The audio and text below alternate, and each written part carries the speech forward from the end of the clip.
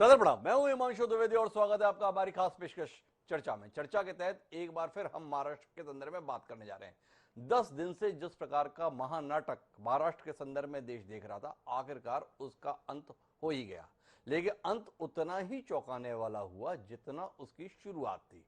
इसीलिए आज का हमारा विषय है भाजपा का साया शिंदे राज आया। कमाल हो गया, भारतीय जनता पार्टी ने आखिरी मौके पर ऐसा दांव चला जिसकी कल्पना कोई भी नहीं कर पा रहा था। भारतीय जनता पार्टी की तमाम कोशिशों के बाद आखिरकार उद्धव ठाकरे कल देर रात मुख्यमंत्री पद छोड़ दिए। लोगों ने माना कि देवेंद्र फडणवीस की शपथ अब महज औपचारिकता है। एकनाथ शिंदे जो इस बगावत का नेतृत्व कर रहे थे, वह देवेंद्र फडणवीस को समर्थन देंगे। देवेंद्र फडणवीस को मिले समर्थन के साथ में एक स्पष्ट बहुमत के साथ महाराष्ट्र में सत्ता में भाजपा वापसी करेगी। कुल मिलाकर यह भी माना जा रहा था कि देवेंद्र फडणवीस मुख्यमंत्री के तौर पर होंगे, एकनाथ शिंदे उप मुख्यमंत्री होंगे और उनके साथ मिलाजुला एक मंत्रिमंडल राज्य और देश के सम्मुख प्रस्तुत किया जाएगा। लेकिन ऐसा सब कुछ हुआ। एकनाथ शिंदे मुंबई आए, देवेंद्र फडणवीस से मिले, दोनों ने एक दूसरे को मिठाई खिलाई, गले मिले, राज्यपाल के पास गए, राज्यपाल को समर्थन संबंधी पत्र भी सौंपा। लेकिन बाहर आकर जो कुछ देवेंद्र फडणवीस ने बोला, उसने पूरे ही राजनीतिक जगत को भौचक्का कर दिया। देवेंद्र फडणवीस ने कहा कि एकनाथ शिंदे इस युति के नेता होंगे और मुख्यमंत्री पद की शपथ लेंगे। वह स्वयं अर्थात देवेंद्र फडणवीस इस सरकार का हिस्सा भी नहीं बनेंगे।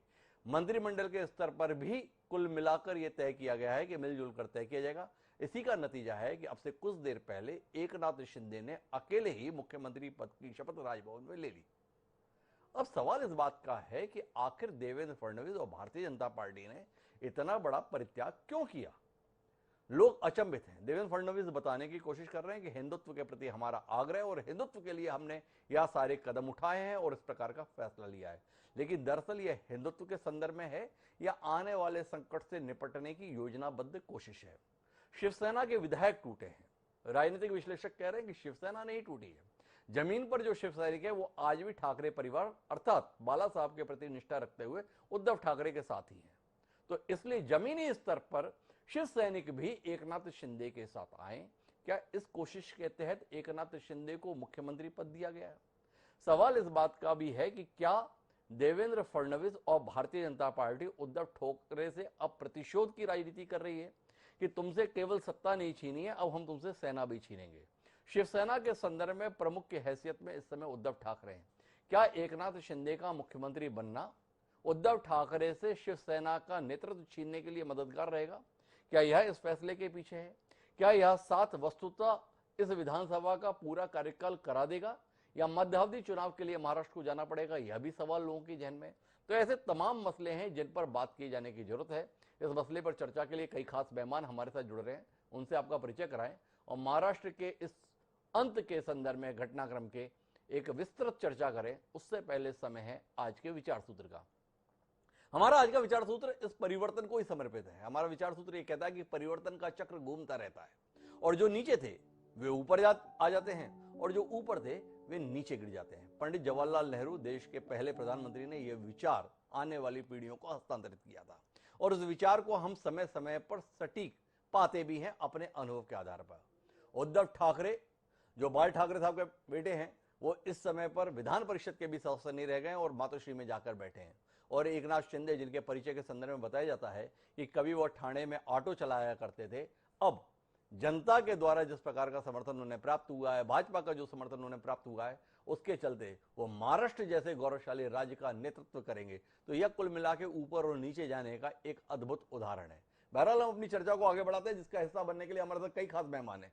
हमने थोड़ा विचार पूर्वक इस चर्चा को करना चाहते हैं, तो कई विचारवान चेहरे इस चर्चा का हिस्सा बन रहे हैं। प्रेम प्रकाश पांडे जी हमारे साथ हैं, भारतीय जनता पार्टी का बड़ा विचारवान चेहरा है, पूर्व विधानसभा अध्यक्ष हैं, कई बार के विधायक हैं, कई बार के मंत्री हैं, वह हमारे साथ है। हमारे साथ प्रताप भानु शर्मा जी हैं, वह भारतीय राष्ट्रीय कांग्रेस का एक विचारवान चेहरा है, प्रदेश उपाध्यक्ष हैं मध्य प्रदेश कांग्रेस के, वह हमारे साथ हैं। जमाल शेख जी हमारे साथ हैं, घटक दल था उद्धव ठाकरे के नेतृत्व की सरकार में राष्ट्रवादी कांग्रेस पार्टी, उसके प्रवक्ता के तौर पर जमाल शेख जी हमारे साथ हैं।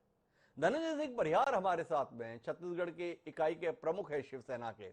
अब वो शिंदे सेना के साथ रहने वाले हैं या उद्धव ठाकरे की शिवसेना के साथ जानने में हम लोगों की दिलचस्पी है, वह भी हमारे साथ है। और इन सब के बीच में निष्पक्ष राय देने के लिए देश के वरिष्ठ पत्रकारों में शुमार प्रेम कुमार जी भी हमारे साथ हैं। आप सभी का स्वागत है। चर्चा की शुरुआत मैं धनंजय सिंह परिहार से करता हूं, क्योंकि उनकी शिवसेना के संदर्भ में ये बड़ी अजीबोगरीब स्थिति है।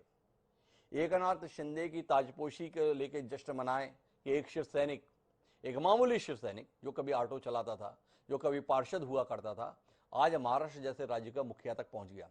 इससे कितने उल्लसित हैं शिव सैनिक, कितने हर्षित हैं। यह शिव सैनिक इस बात से बेहद आहत हैं, मर्माहत हैं कि उनके बीच का एक शख्स ठाकरे परिवार के प्रति निष्ठा को छोड़कर भारतीय जनता पार्टी के साथ मिल गया और उस एवज में उसने मुख्यमंत्री का पद पा लिया। जानने में दिलचस्पी है, लेकिन उससे पहले सुनते हैं वो दो बयान जो एकनाथ शिंदे और देवेंद्र फडणवीस ने इस पूरे घटनाक्रम के संदर्भ में जनता के बीच में दिए। एकनाथ शिंदे जी के साथ शिवसेना जो है, शिवसेना के नेता के रूप में आज उन्होंने मुख्यमंत्री पद के लिए अपना क्लेम माननीय राज्यपाल जी को दिया। भारतीय जनता पार्टी के हमारे गुट ने उनको पूरा समर्थन दिया। हमारे 106 और उसके साथ साथ उनके साथ और हमारे साथ जो इंडिपेंडेंट्स और छोटी पार्टियां हैं, इन सभी के समर्थन का पत्र आज हमने सौंपा है। हमारे शिवसेना प्रमुख बाला साहब ठाकरे जी की हिंदुत्व की जो भूमिका है, उनके जो विचार है, हमारे धर्म में आनंद के साथ में जो हमें सीख दी है, ये इसको आगे हम लोग बढ़ाने की कोशिश कर रहे हैं। हमें कोई स्वार्थ नहीं है, हमें कुछ पद की लालसा नहीं। मैंने तो पहले ही जाहिर किया था, मैं ऐसा जो कर रहा हूँ ये मुझे किसी चीज की आवश्यकता भी नहीं है। तो माननीय धनंजय सिंह परिहार जी, आपकी पहली प्रतिक्रिया अपनी पार्टी के इस विभाजन के संदर्भ में, पार्टी की इस उपलब्धि के संदर्भ में क्या कुछ कहना चाहेंगे? आप सबको नमस्कार जी। आदरणीय, एक तो इनको बधाई हो सबसे पहले, मुख्यमंत्री पद जैसा पद पाना, इतने नीचे से इतने ऊपर, जैसा आपने कहा, ये बहुत बड़ी बात है। और बाला साहब स्वर्गीय कहते थे कि शिवसेना का काम 80% जन कार्य और 20% सत्ता कार्य होता है जी। और सरकार तो आती और जाती है, सरकार चली गई जी। और हम लोग को लगता है कि संघर्ष तो शिवसेना ने लगातार जीवन भर से किया जी। फिर संघर्ष जारी रहेगा और संघर्ष फिर करेंगे और लगातार करते रहेंगे। ये जो सरकार कहा जा रहा है आज पूरे देश में कि हिंदुत्व के लिए गई, हिंदुत्व के लिए गई, ये 2.5 साल बाद हिंदुत्व याद आया। मेरे को ये चीज एक तो समझ में नहीं आ रही हम लोग को, कार्यकर्ताओं को, पूरे देश के, सिर्फ छत्तीसगढ़ अकेला नहीं, उत्तर प्रदेश भी, बिहार भी, यानी प्रदेश, पूरे देश के सभी लोगों से मेरी बातचीत हो रही। अब ये 2.5 साल बाद इनको अचानक से याद आया रेबल्स को कि ये मतलब हिंदुत्व के लिए जा रही। तो चूंकि आपने चुनाव लड़ा था तीर कमान पर, शिवसेना के चुनाव चिन्ह पर, ये बात सही है कि भाजपा के अलायंस के साथ में, और जो वोट मिला था वो भाजपा के साथ ही पार्टी सत्ता को बैठना चाहिए था जी। अब जब 2.5 साल बचा, इनको लग रहा है कि एंटी जाएगा इनके, इसीलिए इन लोगों ने पाला बदला। ऐसा पूरे देश के शिव सैनिकों को लग रहा है, आम लोगों को लग रहा है, और ये भी लग रहा है कि ये शायद कहीं ना कहीं पे कुछ खरीदी, कुछ फरोख्त हुआ है, इस वास्ते ये लोग सब पलटे हैं। तो आम शिवसेना में शिवसेना का संगठन आज भी वहीं का वहीं है, जो उद्धव जी के ऊपर और सेना भवन के ऊपर विश्वास करता है। और हम लोग को लगता है कि गड्ढे और मार पड़ती है, आने वाला वक्त सुधार लेंगे और शिवसेना वापस बहुत ताकत से उभर के सामने आएगी, ऐसा हम लोग को लगता है। तो कुल मिला के धनंजय परिहार जी, आप एकनाथ शिंदे की मुख्यमंत्री के पद पर शपथ को एक शिव सैनिक की शपथ नहीं देख रहे हैं, आप इसे एक गद्दार की शपथ के तौर पर देख रहे हैं, एक विश्वासघाती की शपथ के तौर पर देख रहे हैं, एक विश्वासघाती के द्वारा मुख्यमंत्री पद पाने के एवज में अपनी पार्टी के साथ धोखा दिया गया, इस रूप में देख रहे हैं? आदरणीय, हम लोग इसको इस स्थिति में देख रहे हैं कि ठीक है, आप पार्टी से अलग हट गए, किसी को कोई बात नहीं, सकारात्मक है, उनको लगा कि अलग हटना था, अलग हट गए। लेकिन अब अगर शिवसेना पार्टी अपने हिसाब से, जैसे टिकट हमने दिया था, अगर हम इनको निष्कासित करते हैं, तब ये कौन सी पार्टी बनाएंगे, तब ये किस पार्टी में जाएंगे, तब इनका संवैधानिक पद क्या होगा, यानी बहुत सारे प्रश्न अभी अंधेरे में। और जो हिंदुत्व का राग अलापे हैं सभी ने, जो भाजपा ने भी, कांग्रेस, भाजपा ने, और हमारे जो रेबल्स शिव सैनिक सारे जो विधायक हैं, मैं इसे ही जानना चाहता हूं कि इस 2.5 साल में इन्होंने ऐसा कौन सा हिंदुत्व का आमूल चूक काम किया है कि जिसपे ये बोल सके कि हाँ हमने ये काम किया। हिंदुत्व का काम करने के लिए शासन बोलेगा और शासन नहीं बोलेगा, ऐसा नहीं होता। इन्होंने क्या किया है? इन्होंने क्या किया? धनंजय सिंह परिहार जी एक सवाल ये उठा रहे हैं, दूसरा ये पूछ रहे हैं कि आगे ये लोग करेंगे क्या, कौन सी पार्टी में जाएंगे, जबकि लोग सवाल ये कर रहे हैं उद्धव ठाकरे और उनके साथ में जो लोग हैं वो आगे कहां जाएंगे। ये सवाल लोगों के जहन में, क्योंकि सब कुछ पर काबिज तो इस समय एकनाथ शिंदे हो रहे हैं और भारतीय जनता पार्टी उसमें मददगार बनी हुई है। मैं जाना चाहता हूं प्रेम प्रकाश पांडे जी के पास, लेकिन उससे पहले प्रताप भानु शर्मा जी की प्रतिक्रिया लेना चाहता हूं। भारतीय जनता पार्टी सत्ता लोलुप पार्टी है, भारतीय जनता पार्टी विपक्षियों को रहने नहीं देना चाहती है, भारतीय जनता पार्टी और किसी के लिए कोई स्थान नहीं छोड़ती है। पर आज तो भारतीय जनता पार्टी ने कमाल कर दिया, 106 विधायक हैं भारतीय जनता पार्टी के पास, महाराष्ट्र के 288 वाले सदन में। इसके बावजूद भी देवेंद्र फडणवीस जैसा नेता होते हुए भी भाजपा ने फैसला लिया है कि हम एकनाथ शिंदे को मुख्यमंत्री बनाएंगे, उनको समर्थन देंगे, एक स्थिर सरकार महाराष्ट्र की जनता के लिए उपलब्ध कराएंगे।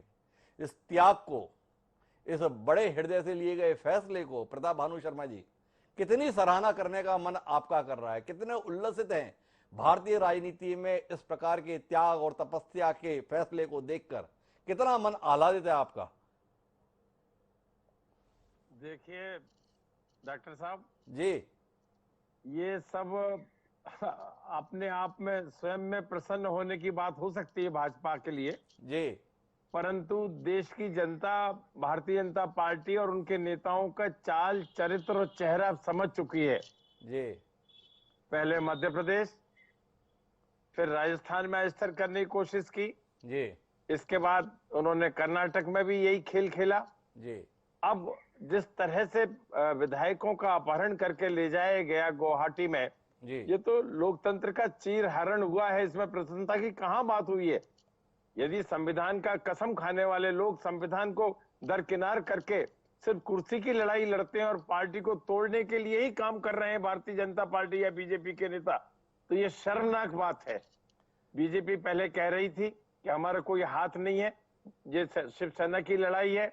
हर राज्य की सरकार को अस्थिर किया है इन्होंने और फेडरल सिस्टम पे जिस तरह से ये मोदी सरकार, मोदी और शाह मिलकर अटैक कर रहे हैं इसका तो सभी दूर घोर विरोध होना चाहिए।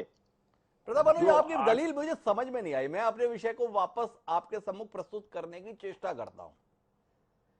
मेरा जानना इस बात को लेकर है कि क्या भारतीय जनता पार्टी के इस बड़े मन की, इस त्याग की आप सराहना नहीं करेंगे? ये बताइए, इतना बड़ा दल है, 106 सदस्य हैं सदन में, उसके मुकाबले आधे भी नहीं है एकनाथ शिंदे के पास। शिवसेना के 39 विधायक, साथ में 10 सहयोगी, तो भी 50, आधे से भी कम। फिर भी भारतीय जनता पार्टी ने फैसला लिया एकनाथ शिंदे मुख्यमंत्री होंगे इस गठबंधन के, और उनकी शपथ भी दिला दी। आपका हृदय भाव विभोर नहीं हो गया? भारतीय राजनीति में हम पिछले कुछ समय से देख रहे हैं, लोग मरे जा रहे हैं, कौन सा पद ना मिल जाए। उसमें भारतीय जनता पार्टी का इस बड़ा मन को देखकर, इस बड़े फैसले को देखकर आपकी आंखें सजल नहीं हो गई? मुझे इस बात पर जानने में बड़ी दिलचस्पी है। थोड़ा इस पर कुछ टिप्पणी कीजिए ना, इस उदारता पर, इस विराट हृदय पर, इस बड़े फैसले पर। हिमांशु जी, भाव विभोर होने का तो सवाल ही नहीं उठता है जी, जो भावताव करके सौदेबाजी की सरकार बनी हो उससे भाव विभोर कैसे हो सकते हैं? ये तो खुद आप जानिए कि जिसके संख्या 100 से ऊपर है वो 50 की संख्या वालों को चीफ मिनिस्टर बना रहे हैं। ये सौदेबाजी नहीं है तो और क्या है? ये अंडरस्टैंडिंग नहीं है, ये या तो उनकी मजबूरी है या सौदेबाजी है। और जनता के मिले हुए मैंडेट को जिन्होंने जिस तरह से तोड़ा है उसकी जितनी भी भर्त्सना की जाए उतना कम है, जितनी भर्त्सना की जाए कम है। लेकिन प्रताप भानु जी उस विषय को स्पर्श नहीं कर पा रहे, उन्हें लग रहा है सौदेबाजी है। अब क्या सौदेबाजी है ये बता नहीं पा रहे। लेकिन जमाल शेख जी को लग रहा है, जो राष्ट्रवादी कांग्रेस पार्टी के प्रवक्ता हैं, कि उनके पास इस विषय पर कहने के लिए बहुत कुछ है, वो इशारा कर रहे हैं। तो मुझे जाना प्रेम प्रकाश जी के पास था, जिन्होंने या जिनकी पार्टी ने इतना बड़ा फैसला लिया है। लेकिन उससे पहले जमाल जी की बात सुन लेते हैं। जी जमाल जी। कि हमारे कांग्रेस के प्रवक्ता वो क्लियर नहीं कर पा रहे हैं। जी देखिए, ऐसा है कि जो पिछले 10 दिन में महाराष्ट्र की राजनीति में जो एक खेल चला है भाजपा की तरफ से, जी, ये खेल महाराष्ट्र और देश की जनता को बखूबी समझ में आ गया कि इसके पीछे मास्टरमाइंड जो है केंद्र सरकार है और देवेंद्र फडणवीस जी है, जो पिछले 31 महीने से सरकार में आने की लालसा में वो बार बार महा विकास आघाड़ी के मंत्रियों को टारगेट कर रहे थे और उसके बाद में फिर उन्होंने शिंदे को अपने विश्वास में लेके ये जो है ये शिंदे गुट बना के शिवसेना को तोड़ने का काम किया। लेकिन इस समीकरण के अंदर जैसे जैसे घटना घट रही थी और जिस तरीके से माननीय उद्धव ठाकरे जी का जो सामने से स्पीच आ रहा था, जिस तरह उन्होंने पहले अपना सरकारी निवास जो है वो उन्होंने वर्षा को छोड़ के मातोश्री में आए, फिर उन्होंने इस्तीफा दे दिया और जिस तरीके से उन्होंने भावुक अपील की जनता को और सभी बागी विधायकों को, तो ये जनता को समझ में आ गया कि ये मुख्यमंत्री जो है ये हारने के बाद भी जीत गए और जो भाजपा की रणनीति जीतने की थी वो जीत के भी हार रहे थे। शायद इसका आकलन भाजपा ने कर लिया और केंद्र में बैठे लोगों ने कर लिया कि इसका परिणाम आने वाले वक्त में बहुत बुरा होगा। महाराष्ट्र की जनता के नजर में एक रोष आ गया था बीजेपी के प्रति और इन बागी विधायकों के प्रति। उस चीज को मैनिपुलेट करने के लिए और मेकअप करने के लिए आनंद फानंद में लिया हुआ ये फैसला है। देखिए, जब भी देवेंद्र फडणवीस जी ने जैसे ही मुख्यमंत्री की घोषणा की एकनाथ शिंदे के नाम को लेके, तो उन्हीं के साथ ही जो जिसने बैठे हुए थे एमएलए, उनके चेहरे के रंग उड़ गए, यानी उन्हीं को भी नहीं पता था कि ये क्या खेल हो गया। तो ये जो है इनकी बनी बनी प्लानिंग पे पानी फिर गया है, इसीलिए उन्होंने मजबूरी में आके इस निर्णय को तो ये फैसला बड़े मन से नहीं लिया गया है, मजबूरी में लिया गया है। ये जमाल शेख जी का आकलन है। वो बता रहे हैं कि जनता में इस पूरे घटनाक्रम को लेकर बड़ी नाराजगी है। उद्धव ठाकरे भले ही बहुमत के मोर्चे पर हार गए हों, पर जनता का मन जीतने में कामयाब रहे और उनको जीतता देख भाजपा के हाथ पैर फूल गए और इसलिए उसने इस प्रकार का फैसला लिया है। प्रेम प्रकाश पांडे जी मेरे साथ में हैं, विचारवान राजनीतिज्ञ हैं, विचारों की पार्टी भारतीय जनता पार्टी है। उनसे ही समझने की कोशिश करते हैं कि किस बड़े मन से या किस दूरगामी रणनीति के तहत यह फैसला लिया गया है। जी प्रेम प्रकाश जी।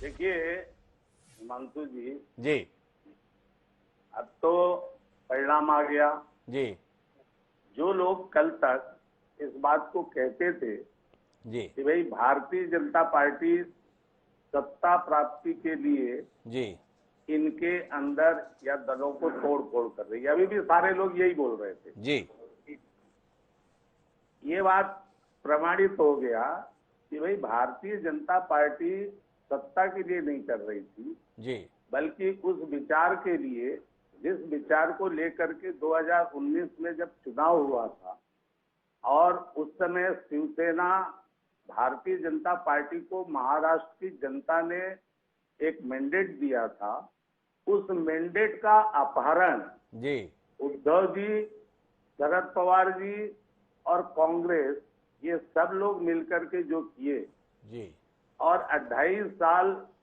तक जो उस विचार के खिलाफ गए, जो बाला साहब ठाकरे का विचार था, जी, तो शिवसेना के अंदर ही बगावत हुई।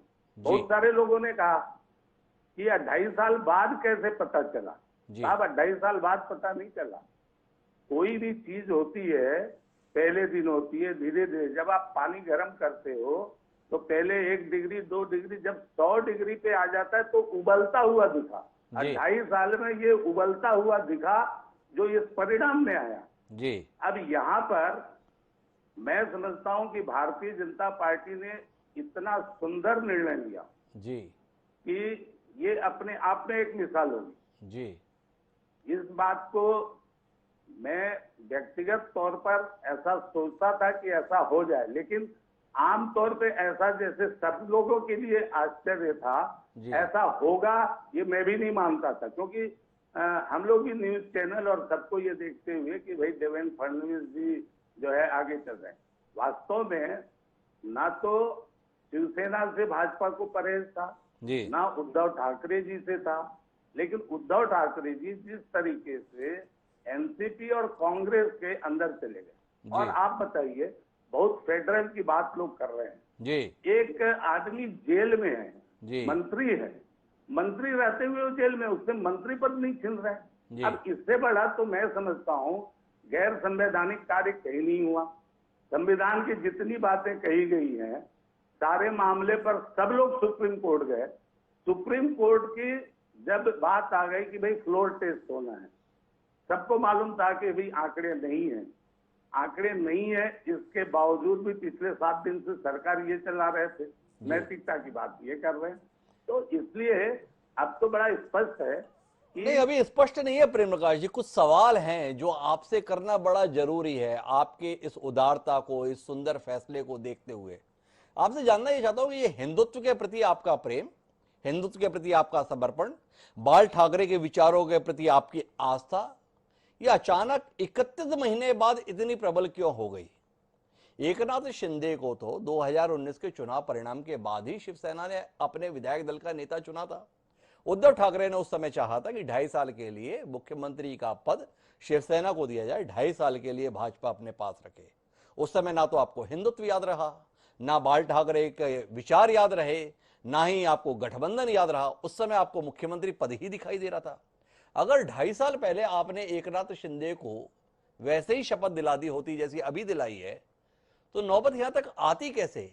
एक गैर हिंदुत्व आदि सरकार, एक अवसरवादियों की तथाकथित सरकार को लाने के लिए अस्तित्व में आपको कितना जिम्मेदार ठहराया जाए और इसके लिए क्या सजा आप अपनी मुकर्रर करना चाहेंगे, ये जानने में देश को दिलचस्पी आज बहुत होगी। थोड़ा रोशनी देंगे प्रेम प्रकाश जी जैसा विचारवान राजनीतिज्ञ कि आपको 2.5 साल बाद मन उदार करने की और ये बड़ा फैसला लेने की जरूरत क्यों महसूस हो गई? जी जी बिल्कुल मैं बोलता हूँ, इसलिए ये लेना पड़ा। 2.5 साल पहले जो मैंडेट हुआ था और उस मैंडेट में बहुत साफ बात थी जी, मोदी जी ने भी सभाओं में इस बात की घोषणा की थी कि भाई फडणवीस जो है मुख्यमंत्री होंगे जी, और पहले भी बड़ी पार्टी होती तो शिवसेना को उसमें आना था साथ में।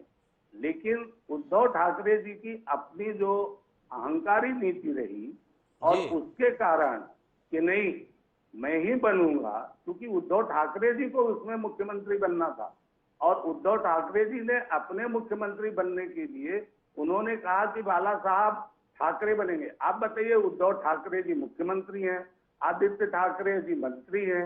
अब ऐसा मंत्रिमंडल तो भाजपा के साथ तो हो नहीं सकता था जी। तो इसलिए जो परिस्थिति बनी जी। इसके अनुसार भाजपा जो है विपक्ष में बैठी और जब ये अवसर आया है तो निश्चित तौर पर जो लोग वास्तव में वहां से, आपने खुद कहा और एकनाथ शिंदे जी की एक शिव सैनिक जो ऑटो चला करके यहाँ से वहां तक पहुंचे हैं, तो एक जमीन का आदमी जो पहुंचा वहां पर जब पहुंचा है तो बिल्कुल भाजपा ने ये जमीन का आदमी मेहनत से पहुंचा या अपनी पार्टी को बेचकर पहुंचा, ये सवाल लोगों के जहन में है। एक चलती हुई सरकार जिसको आज बता रहे हिंदुत्व विरोधी सरकार थी, उस सरकार में 2.5 साल तक मंत्री रहा, उसकी सारी सुख सुविधाओं का उपयोग करता रहा, उसे अचानक 2.5 साल बाद ज्ञान होता है ये सरकार हिंदुत्व विरोधी है और वो बाहर निकलता है और आखिरी में देखते हैं कि खुद मुख्यमंत्री पद की शपथ ले लेता है। अगर प्रताप भानु शर्मा जी इसके बाद कह रहे हैं कि ये सौदेबाजी की सरकार है, सौदे के तहत अस्तित्व में आई हुई सरकार है, तो प्रेम प्रकाश जी उनके आरोपों को खारिज कैसे करें? क्योंकि अगर हिंदुत्व के लिए इतना समर्पण था तो 2.5 साल पहले ही ये समझौता साथ दिख जाता। एकनाथ शिंदे को शपथ दिला लेते, उद्धव ठाकरे को आप कह रहे हैं उन्हें मुख्यमंत्री बनना था, आदित्य ठाकरे ने प्रस्ताव रखा था 2.5 साल पहले विधायक दल की बैठक में शिवसेना के कि एकनाथ शिंदे विधायक दल के नेता हों, तो फिर जाकर उद्धव ठाकरे बीच में आ कैसे गए? नहीं, ये तो अभी सब कहने की बात हुई है। पिछले 7 दिनों में सारे टीवी में सब बातें हो रही थी, पहले आने नहीं देंगे, घुसने नहीं देंगे, फिर अपील होना, फिर ये होना। जब बगावत हो गई और बगावत होने के बाद क्या महाराष्ट्र की जनता को कोई ऐसे ही छोड़ देता? बगावत हुई है, सरकार बनाने के लिए जो सक्षम आंकड़े चाहिए था, आंकड़े लेकर के एकनाथ शिंदे आए। हाँ, भारतीय जनता पार्टी ने बिल्कुल उदारता के साथ कि हाँ हमारी चूंकि वैचारिक समानता, पहले भी हम लोगों ने साथ में काम किया था और अधिकतम लोग इस विचारधारा के साथ जुड़ करके गए। आज 40 से अधिक विधायक शिवसेना के उनके साथ हैं, तो इस आधार पर भारतीय जनता पार्टी ने तो बड़ा दिल ही करके कहा, बड़ा दिल ही दिखाया है। बार बार प्रेम प्रकाश जी की दलील है, इसे उदारता के तौर पर देखा जाए या अवसरवादिता के तौर पर थोड़ा समझने की कोशिश प्रेम कुमार जी से करते हैं कि प्रेम कुमार जी आपको इसमें बड़ा दिल दिख रहा है या बड़ी सोच दिख रही है?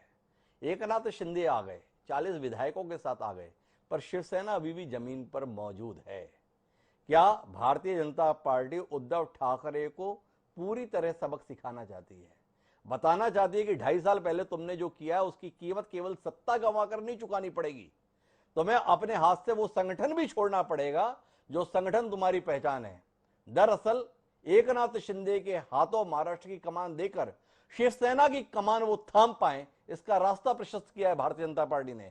कैसे भारतीय जनता पार्टी की आप रणनीति के तौर पर देखते हैं, या प्रेम प्रकाश पांडे जी या तमाम भाजपा के नेता अपनी उदारता के तौर पर बता रहे हैं, उस दृष्टि से ही आप साथ रहना पसंद करते हैं? अंशु जी, बीजेपी के लिए ये सबसे बड़ी सफलता है जी कि उसने उद्धव सरकार को गिरा करके, जो बीजेपी और कांग्रेस के समर्थन से थी, गिरा करके वो एक अपनी सरकार बना रही, ये सफलता है जी। लेकिन इसके साथ साथ रणनीति भी है, और रणनीति इस रूप में है, हमें देखनी पड़ेगी कि वो ये मैसेज दे रही है बीजेपी कि हम भूल सुधार करने जा रहे हैं जी। आप बोलेंगे भूल सुधार क्या है? तो भूल सुधार, जो भूल 2019 में हो गई, जिसकी चर्चा अभी डिबेट में भी हुई जी। कि 2019 में एक भूल भारतीय जनता पार्टी से हुई, ये शिवसेना जैसी पार्टी जो हिंदुत्ववादी पार्टी, सैद्धांतिक रूप से उनके करीब की पार्टी, वो उनसे छिटक गई, बिदक गई, और सिर्फ बिदकी नहीं, जा करके एनसीपी और कांग्रेस के साथ में मिलकर सरकार बना रही। और ये सवाल बीजेपी के भीतर भी अक्सर उठते रहे हैं, चर्चा में भी, कि जब हम नीतीश कुमार को मुख्यमंत्री बना सकते हैं तो उद्धव ठाकरे को हमने क्यों नहीं बनाया। और ये विमर्श रहा है अंदर अंदर, और आगे भी अभी इस डिसीजन के बाद ये सवाल उठेगा कि यही काम बीजेपी ने तब 2019 में क्यों नहीं किया। जी। 2019 में जो होना चाहिए था वो 2022 में कर रहे हैं, तो ये भूल सुधार है। एक तो ये बात हुई। दूसरी बात है कि रणनीतिक रूप से बीजेपी पर जरूर ये आरोप लगते हैं कि वो जो उनके साथ जाती है उस पार्टी को वो खत्म करने का काम करती है। तो शिवसेना के साथ बीजेपी का लंबा संपर्क और संबंध रहा। इतना बड़ा संबंध तो उनका किसी के साथ नहीं रहा। दूसरे नंबर पर अकाली आते हैं, उसके बाद नीतीश कुमार जी आते हैं, ये लोग साथ में रहे। लेकिन हर पार्टी को तोड़ने का काम बीजेपी ने किया है, और इस बार भी वो दिखता नजर आ रहा है। क्या उद्धव ठाकरे को इसलिए स्वीकार नहीं किया क्योंकि वो उद्धव ठाकरे की पार्टी जो उनकी सहयोगी थी उनको वो तोड़ना चाहते थे? क्या तोड़ने के लिए उन्होंने 2.5 साल का इंतजार किया? ये एक नया धब्बा जो है उन पर लगेगा। हालांकि उन्होंने बड़ा दिल दिखाने की कोशिश की है, लेकिन बड़ा दिल दिखाते हुए ये खुद नए सवाल भी पैदा हो गई है, चूंकि उनका अतीत पीछा नहीं छोड़ सकता जो काम उन्होंने पहले किए। बड़ा दिल दिखाने की कोशिश है, लेकिन मैं प्रेम कुमार जी आपसे फिर जानना चाहूंगा, क्या ये बड़ा दिल दरअसल उद्धव ठाकरे की राह को मुश्किल में डालने वाला है? उद्धव ठाकरे ने कल इस्तीफा देते हुए ये कहा कि अब मैं शिवसेना भवन में बैठूंगा, पर भाजपा का आज का यह फैसला क्या शिवसेना भवन को उद्धव ठाकरे के पास रहने देगा, या एकनाथ शिंदे वर्षा का केवल घर ही हासिल नहीं करेंगे बल्कि आने वाले समय में शिवसेना भवन जो दादर में स्थित है उसे भी हासिल करने की कोशिश करेंगे? वो लोग लगातार दावा कर रहे हैं असली शिवसेना हम ही हैं। क्या उनका मुख्यमंत्री बनना उनकी इन कोशिशों को, उनके इन दावों को मजबूती प्रदान नहीं करेगा? निश्चित रूप से हिमांशु जी, ये अभी से हम प्रेडिक्ट नहीं कर सकते, क्योंकि शिवसेना न तो वो बिहार की उपेंद्र कुशवाहा वाली पार्टी है, न तो वो सन ऑफ मल्लाह वाली पार्टी है, और न तो वो रामविलास पासवान जी के बेटे जिस पार्टी को चला रहे हैं वो पार्टी है। शिवसेना की पार्टी का एक चरित्र अलग है। तो ये चुनौती तो है, चैलेंज भी है, और सवाल भी उठेंगे कि शिवसेना भी क्या असली और नकली के खेल में उद्धव ठाकरे कहीं नकली तो न साबित हो जाए। ये प्रश्न जरूर है, इसको खारिज नहीं कर सकते। लेकिन उद्धव ठाकरे की शिवसेना बहुत अलग किस्म की शिवसेना है। मेरा अपना आकलन है कि इसको वक्त साबित होने में थोड़ा वक्त जरूर लगेगा, लेकिन उद्धव ठाकरे के साथ में मास बेस है, वो चुनाव में उसको साबित कर पाते हैं कि नहीं कर पाते हैं, ये देखना होगा। सामने में अभी जो महानगर निगम के जो चुनाव होंगे उसमें भी ये बात साबित होगी कि असली और नकली का खेल क्या है। तो कुल मिलाकर संघर्ष रहने वाला है, प्रेम कुमार जी इस बात को कह रहे हैं। हमें प्रेम कुमार जी ये बताने की कोशिश कर रहे हैं कि ये जो उद्धव ठाकरे की शिवसेना है ये बाकी पार्टियों जैसी नहीं है, ये चिराग पासवान जैसी लोक जनशक्ति पार्टी नहीं है। लेकिन इतिहास के पन्नों में ये दिखता है कि आंध्र प्रदेश में ऐसा ही एक व्यक्ति के करिश्मे से बनी हुई पार्टी थी जिसको हम तेलुगु देशम के नाम से जानते हैं। चंद्रबाबू नायडू ने वो पार्टी अपने ससुर एनटी रामाराव से किस तरीके से हाईजैक की थी वो अभी इतिहास के पन्नों में दर्ज है। धनंजय परिहार जी मेरे साथ में, उनसे जानना चाहता हूं, लोग समझना चाह रहे हैं क्या भाजपा के साए में शिवसेना शिंदे सेना में तब्दील तो नहीं हो जाएगी? बाला साहेब के नाम का जाप करना एकनाथ शिंदे भूल नहीं रहे हैं, भारतीय जनता पार्टी भी बाला साहेब की जय जयकार करना भूल नहीं रही है और इसके साथ उद्धव ठाकरे को रसातल में पहुंचाने की कोई कोशिश छोड़ नहीं रही है। तो धनंजय जी जानने में बड़ी दिलचस्पी है, शिवसेना के शिंदे सेना में तब्दील हो जाने के खतरे को कैसे निपटेंगे आप? एक मुख्यमंत्री, भाजपा जैसा संगठन, सारी कोशिशें तो इस ओर दिखाई दे रही हैं। जी आदरणीय, देखिए मैं बोलना चाहता हूं कि जब देवेंद्र जी एकदम सुबह पहट में 4 बजे जब शपथ लेने गए थे तब बाला साहब याद नहीं आए थे जी। और जैसे अभी बोला गया हमारे पुराने मंत्री जी के द्वारा बोला गया कि बीजेपी की उदारता है, उदारता नहीं है, इसमें उदारता कहीं से नहीं है।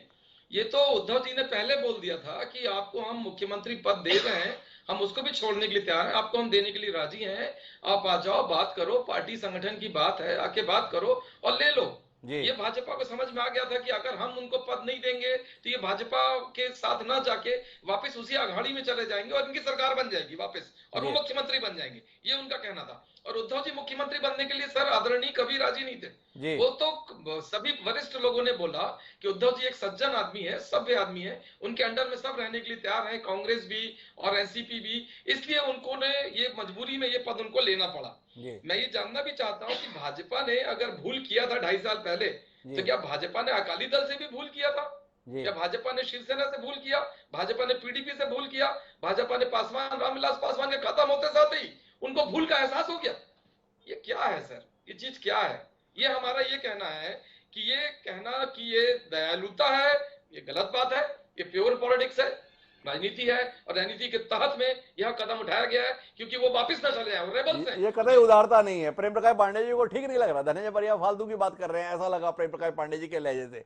समझते हैं क्या बात ऐसी कह दी धनंजय सिंह परिहार ने जो प्रेम प्रकाश जी को नागवार गुजर रही है? जी प्रेम प्रकाश जी। नागवार मैं सिर्फ इतना बात कह रहा हूँ उनको करेक्ट करने के लिए कि टीडीपी को हमने नहीं छोड़ा, टीडीपी ने हमको छोड़ा जी। अकाली दल को हमने नहीं छोड़ा, अकाली दल ने हमको छोड़ा जी। रामविलास पासवान के चिराग पासवान को हमने नहीं छोड़ा, वो एनडीए से गए बाहर जी। तो इसलिए हमने नहीं छोड़ा जी, लोग छोड़ के गए। आप हालात ही ऐसे बना देते हैं कि आदमी के लिए जीना मुश्किल हो जाता है तो क्या करे, सांस लेनी है तो बाहर निकल के आना पड़ता है। हालात ही आप ऐसे बना देते हैं। देख तो रहे उन सारी पार्टियों की हालत आपने क्या कर दी है। अकाली अभी भी सांसें नहीं ले पा रहे हैं, पीडीपी की भी सांसें नहीं आ रही हैं, चिराग पासवान को तो पता ही नहीं उनकी पार्टी रह कहां गई है। तो कुल मिलाकर हालत आप ऐसी कर देते हैं प्रेम प्रकाश जी। आपके राजनीतिक चातुर्य की तो जितनी भी प्रशंसा की जाए कम है। अब देखते हैं ना उद्धव ठाकरे की भी सांसें कैसे रहेंगी। एकनाथ शिंदे को जिस तरीके से आपने मुख्यमंत्री पद तक पहुंचाया है, अगर ये उदारता 2.5 साल पहले आपने दिखाई होती तो बात कुछ और थी। अभी जो खेल आप खेल रहे हैं उस खेल को ही समझने की कोशिश हम जैसे लोग कर रहे हैं। प्रताप भानु जी के पास चलता हूं। प्रताप भानु जी, आपसे समझना चाहता हूं इस पूरे खेल में कांग्रेस अपने आप को कहां पा रही है, ये जानने में दिलचस्पी है। कांग्रेस कुल जमा 2 राज्यों में पूरी तरह और 2 राज्यों में आधी अधूरी तरह अस्तित्व में थी। अब एक राज्य और आपके हाथ से निकल गया, जानने में बड़ी दिलचस्पी है। उद्धव ठाकरे जी का क्या होगा, ये जितनी दिलचस्पी का विषय है।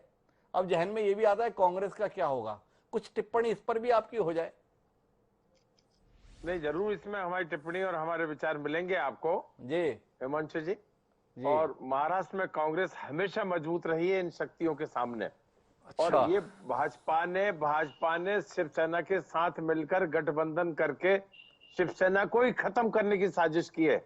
उसका असर कांग्रेस पे नहीं होगा, बल्कि पूरे महाराष्ट्र के लोग इस तरह के बीजेपी और शिवसेना को जो तोड़ने का काम भारतीय जनता पार्टी के नेतृत्व ने या केंद्रीय नेतृत्व ने किया है, जो मौका परस्ती बनाई है और महाराष्ट्र को एक अस्थिर सरकार, एक सौदेबाजी की सरकार दे दी है, इसका पूरा पूरा फायदा अगले चुनाव में जब भी 2.5 साल के बाद आएगा, कांग्रेस को स्पष्ट बहुमत के रूप में हम देखते हैं। रोचक बात पूछना चाहता हूं प्रताप भानु शर्मा जी, शिवसेना एक क्षेत्रीय दल, भारतीय जनता पार्टी एक राष्ट्रीय दल। भारतीय जनता पार्टी ने वक्त के साथ शिवसेना को सिमटा दिया और खुद को प्रदेश में व्यापक कर लिया। वहीं दूसरी तरफ देखिए, भारतीय राष्ट्रीय कांग्रेस एक राष्ट्रीय दल, राष्ट्रवादी कांग्रेस पार्टी एक क्षेत्रीय दल, कांग्रेस से जन्मा हुआ। आप बता रहे हैं कि शिवसेना को भाजपा ने खा लिया, पर आपको समझ में आ रहा है कि देखते ही देखते राष्ट्रवादी कांग्रेस पार्टी ने आपको महाराष्ट्र में किस तरीके से खा लिया, ये आपको दिखाई दे रहा है। कांग्रेस हमेशा से ताकत थी, आपको आंकड़े दिखाई नहीं देते प्रताप भानु जी? 4थे नंबर की पार्टी हैं आप उस महाराष्ट्र में जहां पे आप बता रहे हैं हम बहुत बड़ी ताकत है। 4थे नंबर की पार्टी होकर बड़ी ताकत होने का एहसास थोड़ा अचंभा नहीं है? नहीं, कांग्रेस को निकल के बाहर एक ग्रुप बनाया था इन्होंने, पवार साहब ने। अच्छा। इस वजह से कांग्रेस को नुकसान हुआ वहां, और जब मिलके आज लड़ रहे हैं, एक समान विचारधारा पे लड़ाई हो रही है, तो एक मजबूत विकल्प के रूप में तो महाराष्ट्र में अब आने वाले समय में समर्थन कांग्रेस को और एनसीपी को मिलेगा, और दोनों ही एक हैं। आप ये देखो तो शिवसेना वाले क्या कर रहे हैं, जो शिवसेना है नहीं उसे शिवसेना बता रहे हैं जी। कोई भी पार्टी का संगठन जिला और ब्लॉक की इकाई से होता है, छोटी छोटी इकाइयां 90% महाराष्ट्र की शिवसेना के साथ हैं, शिवसेना के बाला साहब के नेतृत्व के साथ हैं। कुछ हम अपने प्रताप भानु जी, ऐसी बातें शिवसेना वाले पिछले 7 दिन से कर रहे थे। दिक्कत यह है ना, आप बात को समझिए, संजय राउत हर रोज टीवी चैनल पर आकर बता रहे थे कि वो जो गुवाहाटी में बैठे हैं उनमें से 25 हमारे साथ है, 20 से हमारी बात हो रही है, जब आएंगे तो हमारे साथ होंगे। जब राज्यपाल ने कहा आ जाओ तो भाग खड़े हुए, सुप्रीम कोर्ट पहुंच गए। सुप्रीम कोर्ट ने बोला आना पड़ेगा, तो हालत ये हुई कि सामना करने तक की हिम्मत नहीं हुई आपके नेताओं की। उससे पहले इस्तीफा देकर घर चले गए। इसके बाद इतनी बड़ी बड़ी बातें आप बोल रहे हैं, जिले पर हम हैं, मोहल्ले में हम हैं, शहर में हम हैं। यकीन कैसे करें, पिछले 7 दिन आप किस कदर झूठ बोल रहे हैं। आप और आपके सहयोगी दल अपने बहुमत के संदर्भ में ये भी देश देख रहा था, तो इसलिए आपकी बातों पर जरा भरोसा करने के हालात नहीं बन रहे। क्या करें, 7 दिन का अतीत ऐसा है। लेकिन मेरे साथ में जमाल शेख जी हैं, जमाल शेख जी से समझना चाहूंगा। सब तरह से आरोप इस बात के लग रहे हैं जमाल शेख जी कि शिवसेना ने बड़ा गलत किया कि आप जैसे लोगों के साथ हाथ मिला लिया। अब आपसे सवाल इस बात को लेकर है कि शिवसेना जैसी पार्टी से आप लोगों ने हाथ मिला लिया, ये कहीं ना कहीं आप लोगों के जहन में भी तो आता होगा, आपसे जुड़े हुए लोगों के जहन में भी आता होगा। आगे क्या करेंगे, उद्धव ठाकरे को कैसे बचाएंगे और शिवसेना को आप कैसे बचाएंगे, ये जानने में हमारी बड़ी दिलचस्पी है। डीन बताया था हमें शरद पवार के संदर्भ में, ये भाजपा के जितने लोग जिस यूनिवर्सिटी के प्रोफेसर हैं उसके डीन हमारे शरद पवार हैं। डीन देखते रह गए और प्रोफेसरों ने तख्ता पलट कर दिया। अब जानना यह है कि जिस उद्धव ठाकरे को बचाने के लिए शरद पवार लगे हुए थे तो उनकी सत्ता नहीं बचा पाए, संगठन बचवा देंगे क्या, ये जानने में बड़ी दिलचस्पी है हमारी। नहीं, जरूर बचा देंगे। और ऐसा है कि जैसे देखिए, आप हिमांशु जी कहा कि वो कहे दावा कर रहे थे राष्ट्रवादी और कांग्रेस वाले की वो जो बागी विधायक आएंगे, फ्लोर टेस्ट होगा तो हम अपनी बहुमत सिद्ध करेंगे। ये बात ठीक है, इसीलिए आदरणीय पवार साहब ने उद्धव जी को कहा था कि आप इस्तीफा मत दीजिए, लेकिन ये उनका व्यक्तिगत उनका निर्णय था, उन्होंने इस्तीफा दिया। और इस्तीफा देने के लिए उनका भी एक अच्छा कारण था कि वो नहीं चाहते थे कि देश में और अराजकता हो और विरोधी गुट के कार्यकर्ता, शिवसेना के कार्यकर्ता रास्ते पे भिड़े और महाराष्ट्र का और माहौल खराब हो, तो उसके लिए उन्होंने महाराष्ट्र के हित में ये फैसला लिया। इसीलिए हम उनका सम्मान करते हैं और आने वाले वक्त में हम शिवसेना के साथ राष्ट्रवादी कांग्रेस और कांग्रेस पूरी ईमानदारी के साथ खड़ी रहेगी। ऐसा नहीं कि आज हम सत्ता में नहीं है तो हम उनको छोड़ देंगे, हम उनके साथ हमेशा उसी तरीके से रहेंगे जिस तरीके से हम पिछले 2.5 साल उनके साथ थे। बड़ा कमाल की दलील दी है जमाल शेख जी, मैं तो मुरीद हो गया आपका कि आपने विश्वास मत का सामना इसलिए नहीं किया कि सड़क पर कहीं झगड़ा वगड़ा ना हो जाए। इतना लाचार मुख्यमंत्री, इतनी लाचार सरकार कि अपने ही प्रदेश के चुने हुए विधायकों को विधानसभा भवन तक भी सुरक्षित लाने का इंतजाम नहीं कर सकती और इसलिए विश्वास मत का सामना ही नहीं किया वाकई। और ऐसे लोगों को अब महाराष्ट्र की जनता को आगे भविष्य के संदर्भ में विचार करना चाहिए, यही कहना चाहते हैं आप?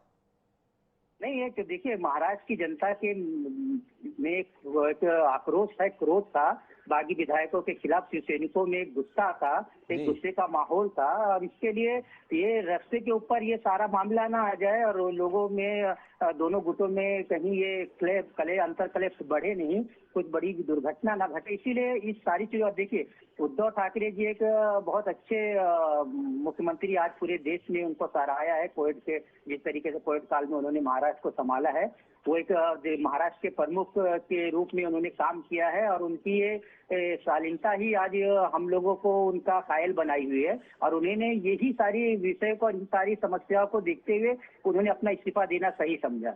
मैं प्रेम प्रकाश जी के पास जाऊं उससे पहले आपके कहे हुए पर एक सवाल और कर लेता हूं। आपने बताया कि लोगों में बड़ा गुस्सा इन बागी विधायकों को लेकर।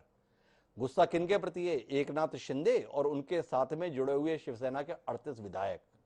आपकी बातों से ऐसा लग रहा है कि अगर वो सड़क पर आ गए तो पिटे बगैर नहीं रहेंगे। क्या आप ये आश्वस्त करने की स्थिति में हैं कि अब एकनाथ शिंदे ने मुख्यमंत्री पद की शपथ ले ली है, बाकी जो विधायक है उनमें से कई अभी मंत्री पद की शपथ लेंगे?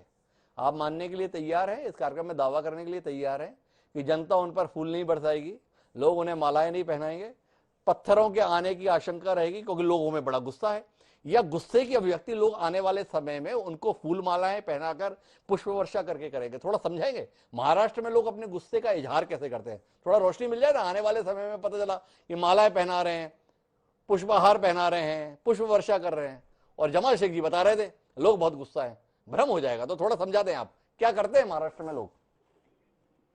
हिमांशु जी, हेलो जी। हिमांशु जी, ऐसा है कि देखिए ये सारी समस्याओं को देखते हुए ही देवेंद्र फडणवीस जी ने या केंद्र के नेतृत्व ने फैसला किया है कि शिंदे जी को ही मुख्यमंत्री बनाया जाए, ताकि महाराष्ट्र में जो माहौल बिगड़ा हुआ वो सामान्य हो जाए, जो शिवसेना के अंदर क्रोध है वो शांत हो जाए। लेकिन देखिए आज मैं फिर से कहूंगा कि आज शिवसेना जो उद्धव ठाकरे जब साहब भी कह रहे थे कि शिंदे जी को कि आप आइए, अगर आपको मुख्यमंत्री बनने की लालसा है तो आप हम आपको मुख्यमंत्री बनाते हैं, और आज इनको बीजेपी को ही मुख्यमंत्री बनाना पड़ा, यानी कहीं ना कहीं घूम के आज एक शिवसैनिक ही मुख्यमंत्री बना है। तो ये शिवसेना की जीत है और उद्धव ठाकरे की जीत है और महाविकास आघाड़ी की जीत है, इसीलिए माहौल मुझे नहीं लगता कि अब बिगड़ेगा। तो कुल मिलाकर एकनाथ शिंदे का मुख्यमंत्री बनना शिवसेना की जीत है, ये मान लिए माननीय हमारे साथ में जमाल शेख जी। लेकिन मैं प्रेम प्रकाश पांडे जी वापस आपके पास रुक करना चाहता हूं और आपसे ये जानना चाहता हूं कि आपकी ये उदारता के संदर्भ में आशंकाएं बहुत है। आशंकाएं इस बात को लेकर हैं कि ये उदारता कब तक बनाए रखने वाले हैं आप? थोड़ा इसमें रोशनी देंगे। अभी भी तकरीबन 2 साल 5 महीने का समय बाकी है महाराष्ट्र विधानसभा का। लोग जानना चाहते हैं ये उदारता महीनों तक रहेगी या पूरे समय तक रहेगी जब तक महाराष्ट्र विधानसभा का कार्यकाल है? नहीं, ये तो पूरे समय तक रहेगी जी। और मुझको लगता है जो अभी एनसीपी के प्रवक्ता जी जो बोल रहे थे जी कि लोग सड़कों पे ना आ जाएं, और उनसे आप पूछ रहे थे कि पत्थर बरसते क्या होता। राजनीति में सबने देखा है, और अब शिवसेना, उद्धव सेना, बाल साहब सेना, इनकी तो जो होगा। लेकिन एक बात जरूर हुआ कि उद्धव ठाकरे जी अपने आखिरी क्षणों में शरद पवार जी के चंगुल से निकल गए, और इसलिए उन्होंने आखिरी कैबिनेट में संभाजी नगर, उस्मानाबाद का नाम बदलना, तो ये जो निर्णय उन्होंने लिया और जाकर के सीधे उन्होंने इस्तीफा दे दिया। वास्तव में तो वो जिस दिन वर्षा भवन छोड़े थे उसी समय अगर वो इस्तीफा दे देते तो उद्धव जी और ये कहलाते। लेकिन वो शरद पवार जी थे, पीछे में शिवसेना को समाप्त करने में पूरे शरद पवार की रणनीति थी। 2.5 साल पहले भी अगर शिवसेना का कोई शिवसैनिक मुख्यमंत्री वो बनाए रहते तो आज ये दुर्गति उद्धव ठाकरे जी को नहीं देखनी पड़ती, क्योंकि बाला साहब जी मातोश्री से बैठ के संगठन का काम करते थे। आप दे इनको कि आप ही आइए आगे, तो उद्धव जी ने खुद कहा। और आप देखिए राजनीतिक दृष्टि से जो मराठवाड़ा क्षेत्र है वहीं पे एनसीपी और शिवसेना के बीच में ही संघर्ष होता है, और इसलिए जितने शिवसैनिक वहां से जो विधायक बागी हुए वो ये कह करके कि भाई एनसीपी का वहां प्रभाव बढ़ते जा रहा, आने वाले चुनाव में खत्म होगा। तो ये जो शिवसेना के अंदर की जो छटपटाहट थी जी, और उस शिवसेना जो बाहर निकल के आई जी, और जो वैचारिक रूप से हम लोगों के साथ चुनाव लड़ी थी, जी, उसके साथ जो है भारतीय जनता पार्टी खड़ी रही और आगे भी खड़ी रहेगी। आगे भी खड़ी रहेगी। एक बात बताइए प्रेम प्रकाश जी, मेरी जानने में दिलचस्पी है कि माननीय नरेंद्र मोदी जी की बात की कोई कीमत आपकी पार्टी के अंदर है कि नहीं है? ये सवाल इसलिए आ रहा है कि आपने खुद ही इस कार्यक्रम में अभी बताया कि जब चुनाव प्रचार हो रहा था तो नरेंद्र मोदी जी ने भी वोट ये कहते हुए मांगे थे कि अगर हमारा बहुमत आया, हमारे गठबंधन का बहुमत आया, तो देवेंद्र फडणवीस मुख्यमंत्री होंगे। आज पता चला जो देवेंद्र फडणवीस पिछले 2.5 साल से सम्मान की लड़ाई लड़ रहे थे, जो देवेंद्र फडणवीस भारतीय जनता पार्टी की ओर से चेहरा बनकर लोहा ले रहे थे, वो देवेंद्र फडणवीस जो हर स्तर पर इस लड़ाई के लिए अगुवा थे, आज उन्हें सबसे पीछे खड़ा कर दिया। तो थोड़ा बताएंगे कि आप एकनाथ शिंदे के प्रति इतना उदार होने के लिए देवेंद्र फडणवीस के प्रति इतने निर्मम क्यों हो गए, इतने क्रूर क्यों हो गए, और साथ साथ अपने पार्टी के सर्व प्रमुख अर्थात नरेंद्र मोदी जी के कहे हुए को भी झुठलाने के लिए तैयार क्यों हो गए? क्या ऐसा हासिल करने वाले हैं जिसके तहत आपने ये सब कर लिया? क्या आप ऐसा मानते हैं कि ये जो निर्णय हुआ होगा तो जी। मोदी जी की इच्छा के विरुद्ध हुआ होगा? भाई आप ही बता दें, आपकी पार्टी तो बड़े लोकतांत्रिक तरीके से चलती है, एक व्यक्ति की राय मायने नहीं रखती है, तो कौन सी बड़ी बात है? भाई नरेंद्र मोदी जी तो खुद भी अपने आप को प्रधान सेवक बताते हैं। पार्टी के संसदीय बोर्ड ने, पार्टी के वरिष्ठ नेताओं ने एक राय होकर फैसला किया कि मोदी जी आपने भले ही कहा था, अलग बात है, पर अभी हम फैसला पार्टी हित में ये कर रहे हैं। आपकी पार्टी में तो ये संभव है, आप ही बताते हैं। आपकी पार्टी व्यक्तिपरक नहीं है। सोनिया गांधी जी की मर्जी के बगैर कांग्रेस में फैसला नहीं हो सकता, राहुल गांधी के बगैर कांग्रेस में फैसला नहीं हो सकता, ये आप बताते हैं। पर भाजपा में सामूहिक निर्णय होता है, ऐसा आप बताते हैं, इसलिए मैंने पूछ लिया। अन्यथा मत लीजिए, नाराज मत होइए। नहीं, मैं यही बता रहा हूँ कि पार्टी ने जब ये विचार किया होगा और मोदी जी से इस बारे में सहमति ली गई होगी तो बिल्कुल मोदी जी सहमत होंगे जी, क्योंकि पार्टी के निर्णय के खिलाफ न मोदी जी जाने वाले, न मोदी जी के निर्णय के खिलाफ पार्टी। जी। तो पार्टी जब सामूहिक रूप से ही वो निर्णय हुआ है और उस सामूहिक निर्णय में वहाँ के एक एक व्यक्ति जो जिम्मेदार लोग हैं, वो जिम्मेदार लोगों की सहमति से ये निर्णय हुआ है, इसलिए उसमें मोदी जी की भी सहमति होगी। जी, लेकिन फडणवीस जी के साथ ऐसा क्यों किया आपने? ये सवाल तो आपने इसका उत्तर देना नहीं चाहा। आप केवल पूरी मेहनत ये बताने में कर लिए कि देखिए जो भी फैसला है वो मोदी जी की सहमति के साथ है। वो तो हमें भी पता है, हमने तो केवल आपसे जानना चाहा प्रेम प्रकाश जी कि भाई अपने नेता के कहे हुए के सम्मान के लिए कुछ तो ध्यान रखा कीजिए। उन्होंने महाराष्ट्र की जनता से कहा था, आप ही बता रहे थे, और अभी फैसला एकनाथ शिंदे का बनाने का ले लिया। तो मोदी जी के कहे हुए, मोदी जी के वादे का क्या रहा? एक सवाल ये, और दूसरा देवेंद्र फडणवीस ने 2.5 साल तक जो परिश्रम किया, जो अपमान सहा, जो पीड़ा सही, जो संघर्ष किया, उसके कोई मायने नहीं रहे।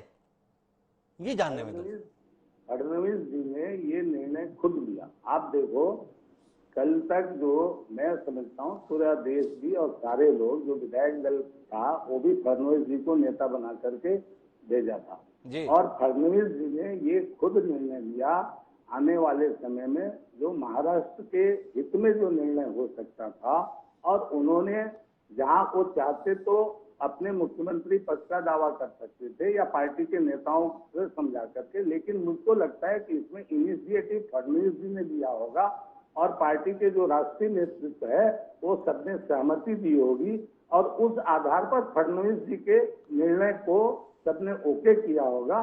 और फडणवीस जी ने जो महाराष्ट्र, पहले पार्टी को बड़ा बता रहे थे, अब फडणवीस को बहुत बड़ा बताने की कोशिश प्रेम प्रकाश पांडे जी कर रहे हैं। और फडणवीस जी कल से जिस तरीके से मिठाइयां खा रहे थे, मुख्यमंत्री पद के संदर्भ में सारे समर्थक उनको मिठाइयां खिला जा रहे थे, तब तो ऐसा कहीं से नहीं लगा कि फडणवीस ऐसा उदार व्यवहार करने वाले हैं।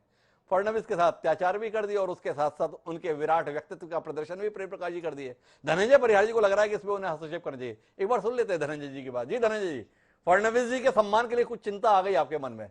जी आदरणीय, वो तो 2.5 साल से लगातार कोशिश कर रहे थे कि कैसे गवर्नमेंट को अस्थिर करके गिराया जा सके, क्योंकि उनको बहुत व्यक्तिगत तौर पर बहुत अपमानजनक महसूस होता था।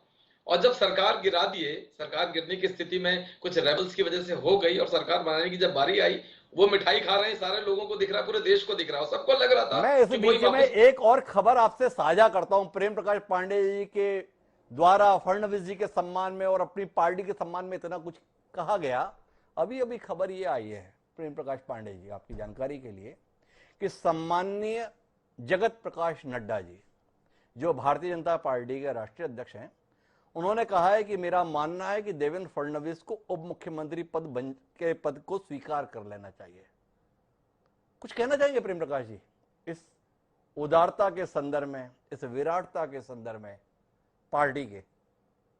देखिए, मैं ऐसा समझता हूं कि अगर पार्टी जो भी निर्णय लेगी, फडणवीस जी उससे बाहर नहीं जाएंगे। फडणवीस जी की वो व्यक्तिगत इच्छा थी कि मैं इस मंत्रिमंडल से बाहर रहूंगा, उन्होंने कहा।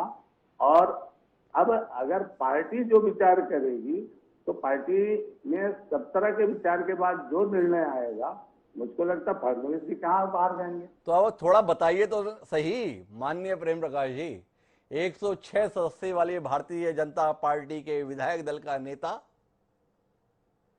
इस सरकार में उप मुख्यमंत्री के तौर पर शपथ ले इस राय पर पहुंच गई है पार्टी। वाकई सत्ता की चाह है, नेता के सम्मान की परवाह है, या कुछ और है? कितना असहज महसूस कर रहे हैं स्वयं प्रेम प्रकाश पांडेय जी माननीय राष्ट्रीय अध्यक्ष के इस विचार के साथ? नहीं, राष्ट्रीय अध्यक्ष जी का अगर ये विचार है तो मुझको लगता है कि इसमें भी सबकी जो सहमति होगी, और हो सके सरकार के आगे की जो भी स्थायित्व और महाराष्ट्र के हित में जो निर्णय होगा, मुझे लगता है कि बीजेपी उपयुक्त समय पे वो सारा निर्णय करेगी। तो कुल मिलाकर प्रेम प्रकाश जी को मुझे लगता है कि अब विचार के लिए थोड़ा समय देना चाहिए, क्योंकि अब राष्ट्रीय अध्यक्ष ने कोई विचार व्यक्त किया है तो उसको समझने के लिए विचारवान राजनेताओं को थोड़ा समय मिलना चाहिए। लेकिन मेरे साथ में प्रेम कुमार जी हैं, और प्रेम कुमार जी, मैं इस बातचीत को अंतिम मुकाम पर ले जाने की कोशिश कर रहा हूं। आपसे समझना ये चाहता हूं कि कुल मिलाकर एकनाथ शिंदे मुख्यमंत्री पद की शपथ ले लिए, सरकार भी अस्तित्व में आ ही जाएगी, बाकी मंत्रियों की शक्ल तय हो जाएगी, लेकिन इन सब के बीच में अब उद्धव ठाकरे के लिए आगे की राजनीति कितनी मुश्किल रहेगी? क्या वाकई आप नहीं मानते हैं कि एकनाथ शिंदे का मुख्यमंत्री बनना उद्धव ठाकरे के लिए एक बड़ी चुनौती रहेगा शिवसेना पर उनका वर्चस्व साबित करने के लिए? या आप खारिज करते हैं कि कोई फर्क नहीं पड़ेगा, उद्धव ठाकरे के नेतृत्व में शिवसेना आगे ही बढ़ती रहेगी? जी हिमांशु जी, यह सवाल जरूर महत्वपूर्ण है, पर मैं उससे पहले एक महत्वपूर्ण बिंदु पर ध्यान दिलाना चाहता हूँ जो शायद इस डिबेट में छूट रहा है और बताना बहुत जरूरी है। जी, आपकी इजाजत हो तो। अरे जरूर प्रेम कुमार जी। जी, मैं ये कह रहा हूँ कि जो व्हिप वाला मामला है जी, क्योंकि व्हिप के मामले अभी अदालत में ओवरऑल प्रकरण तो है 11 और 12 जुलाई तक के लिए, कम से कम 11 जुलाई तक के लिए फंसा हुआ जी, और जो डिप्टी स्पीकर है तो इनकी योग्यता, इनकी प्रति अविश्वास का सवाल उठा हुआ है। वो जिस बिंदु पर वो बात कर रहे हैं उस पर मैं प्रेम प्रकाश जी से ही थोड़ा सा, चूंकि वो विधानसभा की कार्रवाई के भी विशेषज्ञ, उनसे बात कर लेता हूं। प्रेम कुमार जी, इस संदर्भ में ध्यान दिलाना चाह रहे हैं कि अब देवेंद्र फडणवीस ने त्याग के साथ जिस सरकार को अस्तित्व में लाया है एकनाथ शिंदे के नेतृत्व में, उसे आखिरकार सदन में विश्वास मत हासिल करना होगा। उस समय विप का क्या होगा, ये सवाल वह पूछ रहे हैं।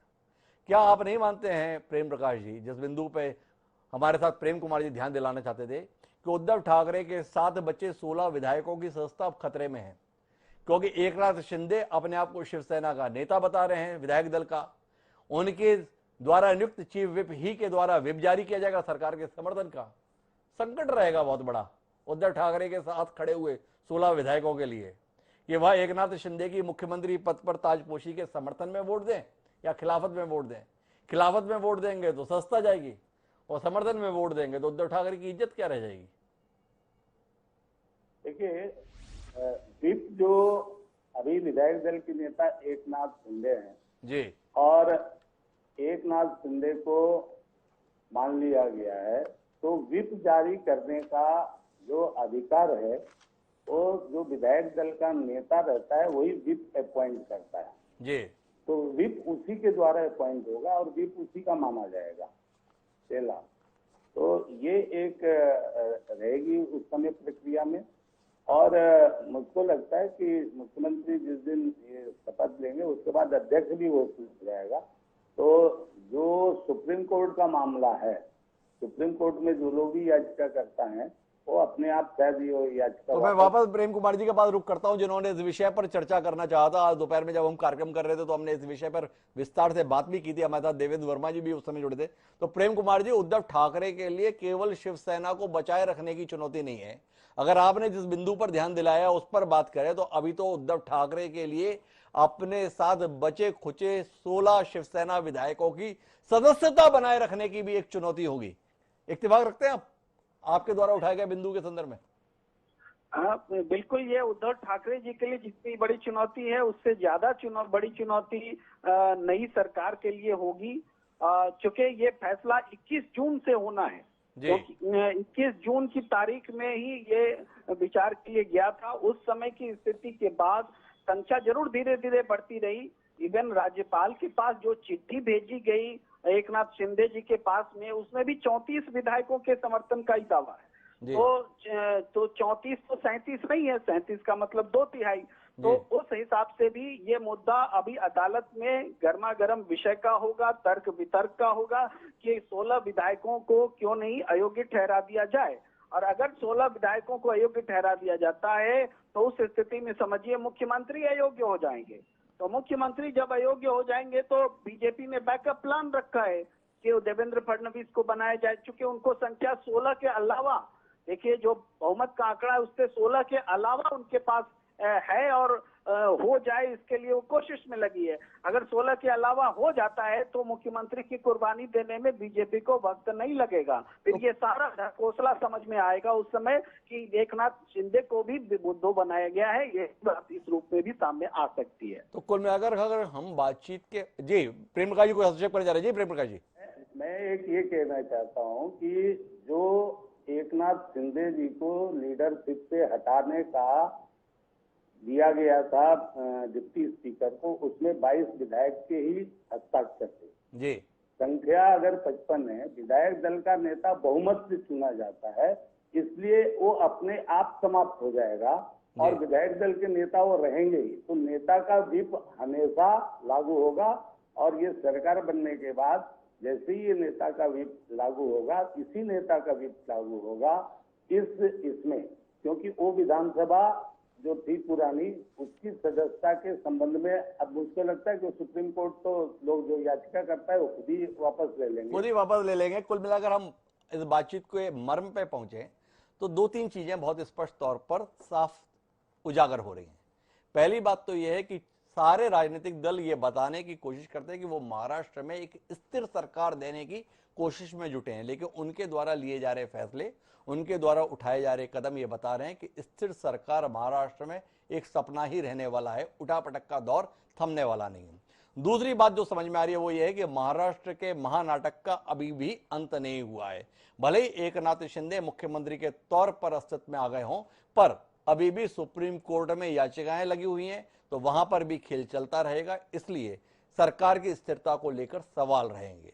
तीसरी और महत्वपूर्ण जो बात है वो ये है कि उद्धव ठाकरे के जीवन में शांति मुख्यमंत्री पद के इस्तीफे देने मात्र से नहीं आ गई है।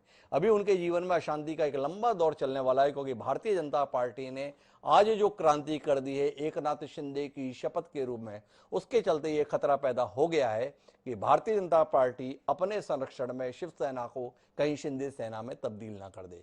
क्या उद्धव ठाकरे और शिव सैनिक इन कोशिशों को रोक पाएंगे? जानने में निश्चित ही देश की दिलचस्पी रहेगी।